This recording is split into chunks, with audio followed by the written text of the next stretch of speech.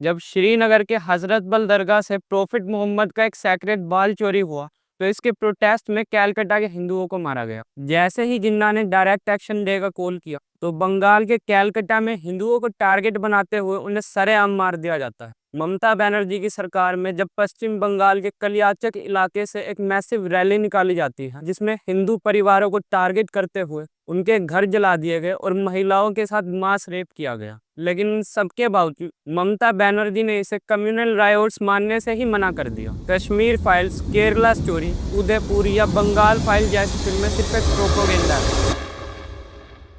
जय हिंद दोस्तों। पश्चिम बंगाल भारत का एक ऐसा राज्य है जहां हमेशा से कम्युनिस्ट और मार्क्सिस्ट पार्टी का ही रूल रहा है। कम्युनिस्ट पार्टी ऑफ इंडिया ने पश्चिम बंगाल में 34 साल तक राज किया, लेकिन फिर साल 2011 में ममता बनर्जी की टीएमसी पार्टी सीपीआई की मोनोपोली तोड़ते हुए पश्चिम बंगाल में अपनी सरकार बनाती है और पश्चिम बंगाल के लिए मुख्यमंत्री बनती है। ममता बनर्जी ने पावर में आने के बाद कन्याश्री, सबूत साथी और स्वास्थ्य साथी जैसी योजनाएं लॉन्च करती है, जिसमें गरीब बच्चों की पढ़ाई और लड़कियों की पढ़ाई को लेकर जोर दिया जाता है, जिसके चलते इन स्कीम से ममता बनर्जी को बंगाल में काफी पॉपुलैरिटी मिली। लेकिन इस कहानी में असली मोड़ तब आता है जब ममता बनर्जी बड़े ही अग्रेसिव तरीके से मुस्लिम वोट बैंक की राजनीति शुरू करती। यूं तो बंगाल में हमेशा से ही हिंदुओं के नरसंहार का काफी लंबा इतिहास रहा है। भारत की आजादी से पहले ही बंगाल के हिंदुओं का नरसंहार करते हुए डायरेक्ट एक्शन डे में कैलकाटा के हजारों हिंदू मारे जाते हैं। उनके घर और दुकान बुरी तरह जला दिए गए, सिर्फ और सिर्फ इसलिए क्योंकि मुस्लिम लीग अपना अलग देश पाकिस्तान बनाना चाहती थी, जिसके चलते जिन्ना इस डायरेक्ट एक्शन डे का कॉल करते हैं, जिसमें लाखों हिंदू परिवार अपने घर से बेघर हो गए, तो कई हजारों लोगों को अपनी जान गंवानी पड़ी। फिर जब भारत को अपने बंटवारे के साथ आज़ादी मिली, तो उसमें भी बंगाल के दो हिस्से हुए, जिसमें से एक भारत का वेस्ट बंगाल है और दूसरा ईस्ट पाकिस्तान, जिसे आज के प्रेजेंट डे में बांग्लादेश कहा जाता है। लेकिन जो ईस्ट बंगाल यानी ईस्ट पाकिस्तान में रहने वाले हिंदू थे, उनके साथ वहाँ बड़ा अत्याचार किया जाता है, जिसके चलते उन्हें अपनी जान बचाते हुए रातों रात वहाँ से भागकर आना पड़ा। फिर दिसंबर 1963 में बंगाल से हजारों किलोमीटर दूर श्रीनगर के हजरत बल दरगाह से प्रोफेट मोहम्मद का एक सैक्रेड बाल चोरी हो जाता है, जिसके चलते ये खबर जैसे ही पूरे देश में फैलना शुरू हुई,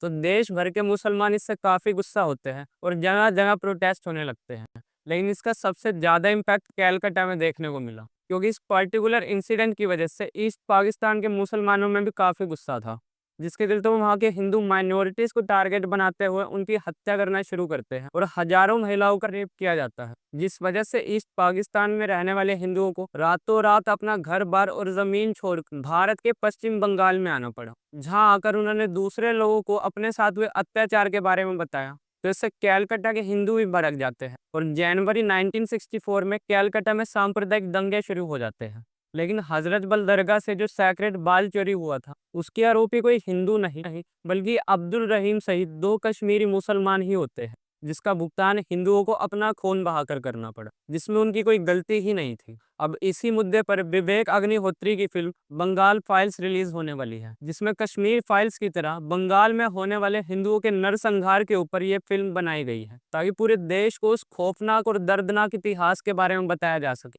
जिसे जानने का हमारे देश के लोगों को पूरा हक है। लेकिन पश्चिम बंगाल में इसकी ट्रेलर की स्क्रीनिंग के दौरान इसे लास्ट मिनट पर ही कैंसिल कर दिया जाता है, जिसके पीछे टीएमसी का पॉलिटिकल प्रेशर बताया जा रहा है। लेकिन फिर इसे दोबारा रीशेड्यूल करते हुए इसकी स्क्रीनिंग होटल में की गई, तो इसे वहां भी पुलिस द्वारा ये कहकर इंटरप्ट कर दिया जाता है कि ऑर्गेनाइजर के पास इसकी स्क्रीनिंग के लिए प्रॉपर लाइसेंस नहीं है। अब बंगाल में सब कुछ कितना सिस्टमैटिक और लॉफुल तरीके से होता है, ये हम सब जानते हैं। इस बीच कई सारे लोगों का ये भी कहना है कि ममता बनर्जी चाहती ही नहीं कि बंगाल फाइल्स वहाँ रिलीज हो, ताकि लोगों से बंगाल की असलियत छुपाई जा सके। तो भाई ममता बनर्जी की पार्टी का ये कहना है कि ये मूवी पॉलिटिकल मोटिवेटेड है और बीजेपी का एजेंडा सेट करते हुए बनाई गई है। मतलब कितने कमाल की बात है कि इस मूवी की जो टाइमलाइन है वो साल 1946 से 47 के अराउंड की दिखाई गई है, जिस वक्त डायरेक्ट एक्शन डे का कॉल मोहम्मद अली जिन्ना ने किया था और बंगाल के कम्युनल रायोट्स में हजारों हिंदू मारे गए थे। लेकिन आज इस गंभीर मुद्दे पर बंगाल फाइल्स नाम की फिल्म बनाई जाती है, तो ये बीजेपी का एजेंडा हो जाता है। इस फिल्म को ना तो बीजेपी का एजेंडा समझा जाना चाहिए और ना ही कोई प्रोपोगेंडा,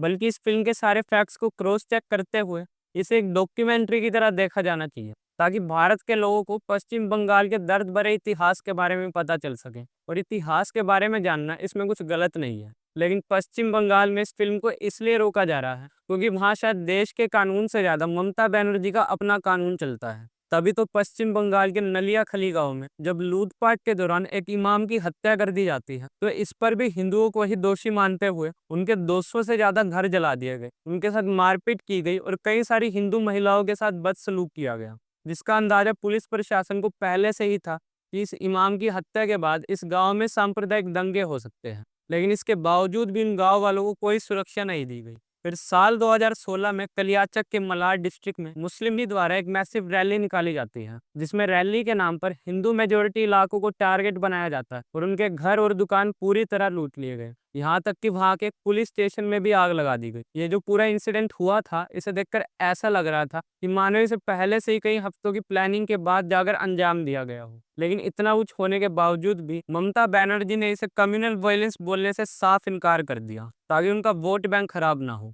पश्चिम बंगाल में हिंदुओं की हालत इतनी खराब है कि वो हमेशा इतने डर के साए में जीते हैं कि मानो वो बांग्लादेश या पाकिस्तान जैसे हिंदू माइनॉरिटी देश में रह रहे हो। क्योंकि साल 2024 में जब टीएमसी के एक नेता शेख शाहजहां पर कार्रवाई के लिए ईडी की टीम पश्चिम बंगाल पहुंची तो वहां उसके गुंडों द्वारा ईडी पर हमला कर दिया जाता है। शेख शाहजहां टीएमसी का एक ऐसा नेता है जिस पर 40 से ज्यादा मुकदमे दर्ज है, जिसमें से एक आरोप तो ये भी है कि वो संदेश खाली के जिस इलाके का नेता है वहां उसने गरीब लोगों की जमीन छीनकर वहां की गरीब महिलाओं के साथ बलात्कार किया था। और उसकी इस हैवानियत का शिकार एक दो महिला नहीं बल्कि कई सारी महिलाएं हुई थी। लेकिन इतना सब कुछ होने के बावजूद भी उन महिलाओं को चुप रहना पड़ा और वो एक के बाद एक हर महिला को अपना टारगेट बना रहा था, क्योंकि वो वहां का एक बहुत बड़ा और एक पावरफुल नेता था जिस पर पुलिस भी कोई कार्रवाई करने से डरती थी। और दूसरा यह कि पश्चिम बंगाल में तो राज ही ममता बनर्जी का है, जिनकी पार्टी के वो नेता थे। इसीलिए जब शेख शाहजहां के खिलाफ अरेस्ट वारंट निकाला गया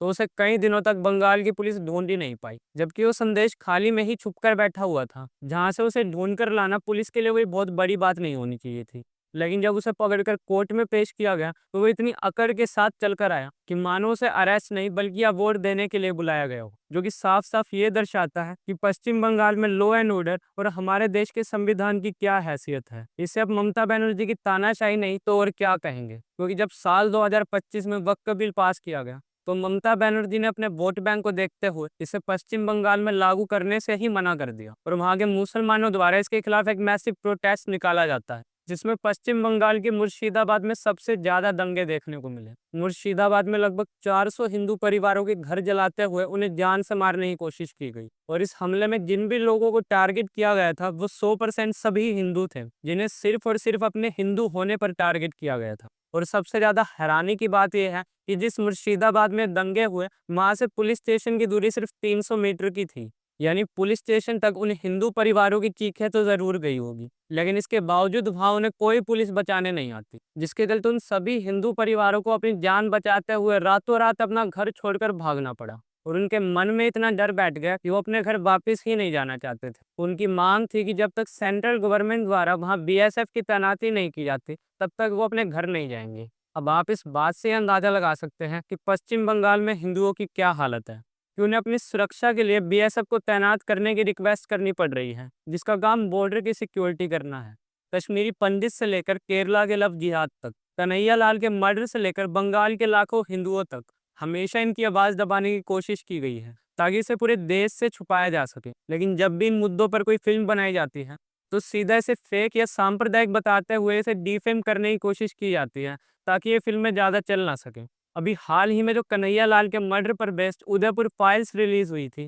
उसमें कौन सा झूठ या प्रोपोगेंडा दिखाया गया था, जो इस पर कुछ लोग फिल्म के कलेक्शन का मजाक बनाते हुए इसे प्रोपोगेंडा बताने की कोशिश करते हैं। लेकिन अगर आप यहाँ एक बात नोटिस करोगे तो इस सभी फिल्में, फिर चाहे वो कश्मीर फाइल्स हो या केरला स्टोरी, उदयपुर हो या बंगाल फाइल्स, इन सभी फिल्मों को फेक बताते हुए सिर्फ और सिर्फ इसीलिए प्रोपोगेंडा कह दिया जाता है क्योंकि इन सभी फिल्मों में हिंदुओं पर हुए नरसंहार के बारे में बताया गया था कि कैसे हिंदुओं को उनके धर्म के आधार पर इतनी दर्दनाक मौत दी जाती है और कई हजारों महिलाओं के साथ बलात्कार किया गया। ये बड़े ही दुख की बात है कि हिंदू मेजोरिटी देश में रहने के बावजूद भी हिंदू यहाँ सुरक्षित नहीं है, जहाँ दूसरे देश से आए आतंकवादी भी हिंदुओं को टारगेट करते हुए उन्हें सीधा गोली मार देते हैं। लेकिन फिर भी भारत के माइनॉरिटी कम्युनिटी को भारत में सेफ महसूस नहीं होता। क्या आपको नहीं लगता कि भारत में धर्म के नाम पर किसी के साथ सबसे ज़्यादा बदसलूकी और अत्याचार हुआ है तो वो हिंदू है। बाकी इस पर आप क्या सोचते हैं कमेंट सेक्शन में ज़रूर बताएं। Till then goodbye and thanks for watching.